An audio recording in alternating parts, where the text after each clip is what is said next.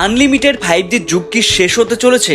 ভবিষ্যতে 5G ডেটার জন্য কি আলাদা চার্জ দিতে হতে পারে? মতিলাল ওসওয়ালের বিশ্লেষকরা জানিয়েছেন, ভারতীয় টেলিকম কোম্পানিগুলোর বর্তমান আনলিমিটেড 5G অফার থেকে প্রত্যাশিত পরিমাণ আয় হচ্ছে না। তাদের মতে 5G ব্যবহারকারী এবং ডেটা খরচ দ্রুত বাড়লেও সেই বাড়তি ব্যবহারের তুলনায় টেলিকম কোম্পানি অপারেটরদের আয় ততটা বাড়ছে না। বিশ্লেষকদের ধারণা, ভবিষ্যতে টেলিকম কোম্পানিগুলো 5G ডেটা থেকে আরও বেশি আয় করার জন্য নতুন মূল্য নির্ধারণ পদ্ধতি বা ডেটা ভিত্তিক চার্জিং মডেল বিবেচনা করতে পারে। বর্তমানে জিও, এয়ারটেল এবং ভোডাফোন আইডিয়া তাদের নির্দিষ্ট রিচার্জ প্ল্যানে আনলিমিটেড 5G সুবিধা দিয়ে আসছে, কিন্তু বিশ্লেষকদের মতে এই মডেল দীর্ঘমেয়াদী টেকসই হবে কিনা তা নিয়ে প্রশ্ন রয়েছে। রিপোর্টে আরো বলা হয়েছে, ভবিষ্যতে ট্যারিফ কাঠামো পরিবর্তন করে বেশি ডেটা ব্যবহারকারীদের জন্য আলাদা মূল্য নির্ধারণ করা হতে পারে।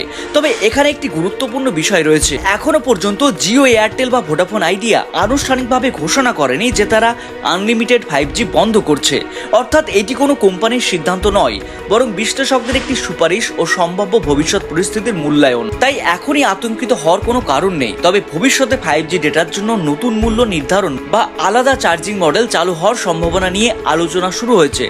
আপনার কি মনে হয়, আনলিমিটেড 5G চালু থাকা উচিত নাকি বেশি ডেটা ব্যবহারকারীদের জন্য আলাদা চার্জ নেওয়া উচিত?